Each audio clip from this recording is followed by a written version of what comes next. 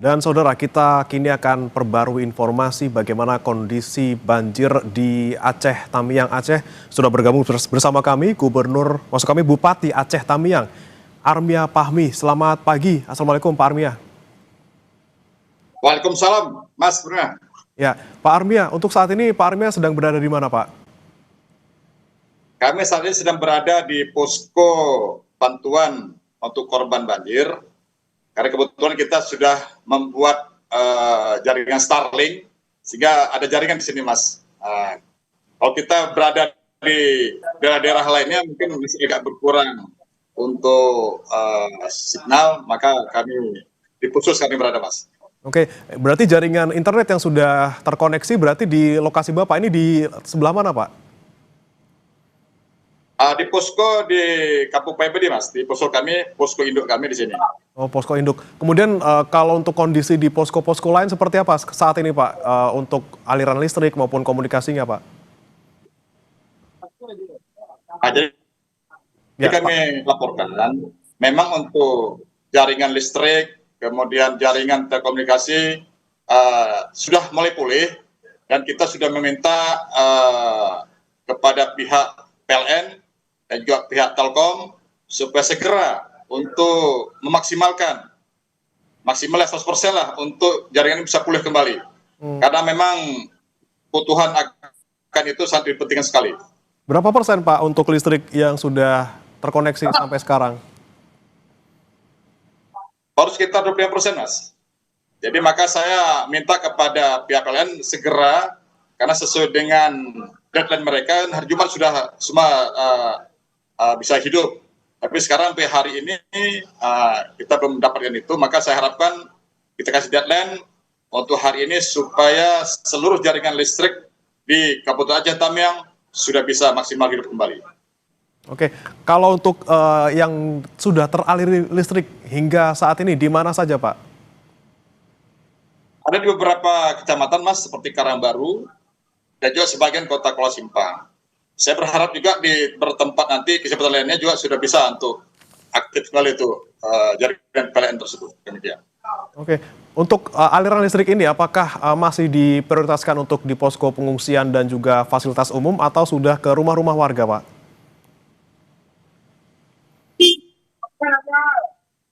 Pak Armia? Mohon maaf, Mas, bisa diulangi, Mas? Ya, untuk aliran listrik yang sudah menyala ini, Pak, ini khusus untuk di posko maupun di rumah sakit atau fasilitas lainnya, atau sudah sampai ke warga, Pak, ke rumah? Mohon maaf, coba diulangi, Mas, pertanyaannya. Kami kurang dengar. Ya, Pak Armia, untuk akses listriknya ini sudah sampai ke rumah warga, Pak? Belum, Mas, belum. Jadi ini masih kita beberapa tempat saja yang masih itu pun masih karena di sini hidup, nanti berapa kilometer tidak hidup, demikian, Mas. Maka ini kita hari ini panggil pihak PLN untuk memastikan lagi, untuk memaksimalkan supaya jaringan ini supaya benar-benar pulih, demikian, Mas. Masih terbatas, baik. Kemudian bagaimana dengan kebutuhan pengungsi, khususnya di tempat Anda dan juga di posko-posko lainnya, Pak? Untuk pengungsi, alhamdulillah kita sudah mulai masuk ke 12 kecamatan dengan 216 desa. Memang ada desa-desa yang belum tersentuh, tetapi sudah kita coba deteksi, di mana hari ini kita pastikan bahwa semua desa itu sudah kita kirimkan bantuan logistik korban banjir tersebut. Jadi untuk logistik korban banjir semuanya sudah ada di gudang kami. Itu memang kita datang langsung ada yang mengambilnya, karena kami buat SOP, Mas. SOP kami adalah bahwa apabila di tempat itu perlu logistik banjir ini, maka kita minta kepada kepala desa atau perangkat desa nanti untuk membawa data yang berapa dibutuhkan kepada pihak kami ataupun ke pihak petugas yang ada di gudang untuk bisa kita salurkan sehingga tepat sasaran. Maka kami untuk mengurangi orang-orang yang tanggung jawab mengambil logistik tersebut, maka kita membuat mekanisme seperti itu. Sehingga mudah-mudahan ini semua bisa kita bisa kirimkan ke semua daerah yang membutuhkan itu, Mas. Nah, untuk daerah yang masih terisolasi, Pak, yang belum bisa terjangkau bantuan, ini di mana saja tepatnya, Pak? Kami sekarang prioritaskan daerah-daerah yang kami duga daerah-daerah yang terisolir seperti daerah di hulu.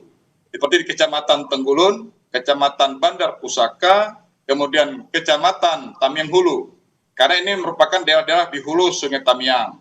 Untuk di pesisir, kita sudah laporan dari Angkatan Laut, mereka juga sudah membuka posko-posko bantuan. Saya sudah minta pihak Angkatan Laut untuk membantu 3 kecamatan di daerah pesisir, seperti Kecamatan Serwai, Kecamatan Banda Mulia, dan Kecamatan Bendahara. Mudah-mudahan dengan terbukanya semua akses ini, seluruh masyarakat yang terimbas banjir bisa terpenuhi logistiknya. Berarti akses yang sudah mulai bisa dibuka yang awalnya sempat putus di mana saja, Pak? Dan Mas, diulang lagi Mas, Untuk akses jalan, Pak, ini mana saja yang sudah bisa dibuka kembali? Semua, Mas. Jadi semua kecamatan sudah bisa. Kita hari ini juga sudah menyiapkan armada angkutan tambahan untuk kita terus mensuplai ini. Karena kita bisa menghitung bahwa di satu daerah atau satu desa itu misal job dulunya ada lebih kurang bisa 100.000. Maka ini kita bagaimana untuk menyuplai mereka selama minimal 1 minggu. Maka ini terus kita lakukan pengiriman logistik tersebut. Jadi bantuan datang masuk ke gudang, dicatat, kemudian langsung petugas atau perangkat desa kita siapkan kendaraannya, kita berikan langsung logistik tersebut untuk dikirimkan kepada pihak desa ke masyarakat yang ada di desa tersebut. Demikian, Mas. Baik, kemudian Pak Armia, ini kan juga ada yang tentunya dibutuhkan oleh pengungsi yang tidak sehat gitu ya. Bagaimana kemudian layanan kesehatan bagi mereka, Pak? Apakah fasilitas sudah bisa mulai beroperasi sebagian? Kita ketahui, Pak, memang untuk puskesmas kita di 12 kecamatan memang lumpuh kemarin itu. Tetapi alhamdulillah ini sekarang sudah bisa kita buka, ada lebih kurang 5 puskesmas, dan juga kita buat juga posko-posko kesehatan. Alhamdulillah juga kami dapat bantuan dari Rumah Sakit Adam Malik, tadi juga barusan kita mendapat bantuan dari Rumah Sakit Royal Prima dari Medan, juga beberapa rumah sakit lainnya. Terutama kepada Bapak Menteri Kesehatan juga memberikan bantuan, terutama untuk mendirikan rumah sakit darurat yang sekarang ini berada di Rumah Sakit Umum Daerah Aceh Tamiang. Sehingga dengan harapan ini, maka apabila ada masyarakat yang sakit, kita bisa tangani. Dan juga kami minta juga kepada Kadis Kesehatan kami untuk menunjuk petugas mobile dengan menaiki sepeda motor. Dia bisa nanti masuk dari satu kampung ke kampung lain. Kita langsung menjemput bola, ya sampai nanti ada masyarakat yang sudah parah baru kita ketahui. Maka saya membuat sistem jemput bola supaya aspek kesehatan ini lebih kita pentingkan. Kita sekarang ini fokus memang dengan bagaimana mereka bisa memenuhi kebutuhan perutnya dulu, untuk kita berikan makanan dan sebagainya. Sekarang baru tahap untuk kesehatan dan juga pakaian. Tapi itu semua harus kita lalui. Memang kita ketahui memang masih banyak permasalahan. Kita maklumi juga memang Aceh Tamiang ini adalah daerah paling parah untuk menjadi korban daripada bencana banjir ini. Maka kita bagaimana berusaha memanage ini semua supaya bisa segera pulih dan keluar dari bencana ini. Demikian, Mas. Kemudian kalau sekarang Pak yang masih kurang sekiranya untuk Aceh Tamiang, bantuan berupa apa, Pak? Apakah mungkin air bersih atau mungkin pakaian ataupun sanitasi seperti itu, Pak? Ya, betul. Memang kebutuhan akan air bersih itu sangat dibutuhkan sekali. Kemarin juga kami mendapatkan bantuan lebih kurang 20 tangki dari Medan air bersih dan langsung kami bagikan ke seluruh kecamatan yang ada di Aceh Tamiang. Demikian juga untuk kesehatan dan sebagainya. Saya yakin dengan banyaknya bantuan-bantuan ini dari pemerintah pusat, dari pemerintah provinsi, dari elemen-elemen lainnya seperti dari NGO, dari teman-teman yang merasa peduli dengan Aceh Tamiang, saya yakin semua ini bisa kita atasi.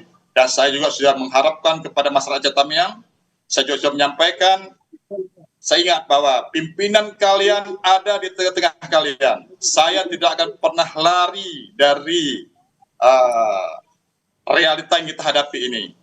Saya ajak mereka bersatu padu, bersama-sama, bagaimana kita bisa keluar dari permasalahan yang berat ini.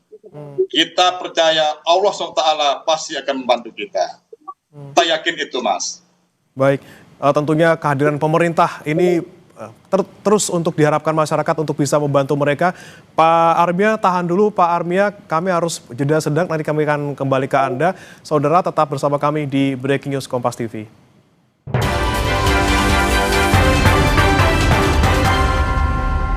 Banyak yang sudah membuktikan Aqua terasa sejuk meski tanpa didinginkan. Diproses dari air pegunungan dalam aquifer yang terlindungi, kaya akan mineral alami.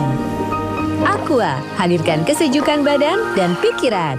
Jeruk sama kelapa enak nih, dua-duanya ada. Floridina Coco, enaknya orange juice dengan bulir jeruk asli. Jadi satu sama segernya kelapa. Pas digigit, ada kenyal-kenyal Coco Beans-nya. Floridina Coco, kelapa jeruk pertama di Indonesia. Dari Wings Food. Kok yang ini, Pak? Kalau tutupnya aja gini, isinya gimana? Tidak semua air itu sama. Aqua dalam galon yang dibersihkan 20 kali, diisi tanpa tersentuh tangan dan ditutup sempurna. Aqua, 100% murni, 100% aman. Asik promo asik kemasan 2000. Kecap sedap kedelai hitam spesial pilihanku. Promo asik beli 3 gratis 1. Masakan sedap selalu. Asik promo asik kemasan 2000. Kecap sedap kedelai hitam spesial pilihanku. Makan sedap makin mantap cuma 2000. Beli 3 gratis 1. Kecap sedap kedelai hitam spesial kemasan 2000, beli 3 gratis 1 dari Wingswood. Menanti waktu rehat di siang hari dengan sejumlah informasi. KPK membenarkan pihaknya melakukan operasi tangkap tangan. KPK juga menyita sejumlah uang dalam mata uang rupiah. Mengikuti sumber berita yang selalu menginspirasi. Kreativitas tanpa batas ini ditunjukkan oleh sekelompok pengrajin ibu-ibu yang ada di kota Makassar. Kompas Siang, setiap hari pukul 11 siang, live di Kompas TV. Didukung oleh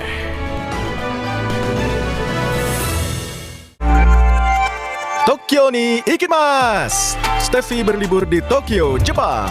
Belanja-belanja dan menikmati kuliner di Asakusa. Tak lupa foto-foto menggunakan kimono di Sensoji Temple. Serta mendatangi ikon Shibuya Crossing dan belanja fashion di Shibuya. Jalan-jalan. Minggu 7 Desember, pukul 10:30 siang di Kompas TV. Yang dipersembahkan oleh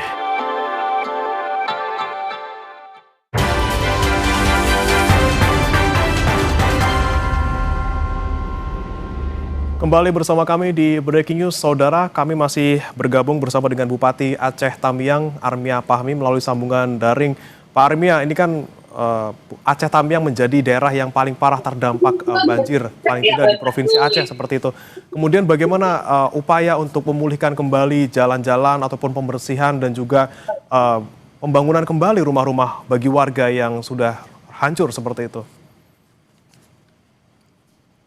Terima kasih, Mas. Memang kita membutuhkan perencanaan yang besar. Karena terus terang saja semua infrastruktur di Aceh Tamiang ini rusak parah. Di samping juga barang pribadi masyarakat seperti mobil, rumah, dan sebagainya hancur. Demikian juga untuk kantor-kantor pemerintah, Mas. Kantor Pemda, kantor Polres, Kejaksaan, dan sebagainya. Benar-benar lumpuh. Tetapi kami sudah mendapatkan laporan atau mendapatkan informasi bahwa semua ini akan dipulihkan.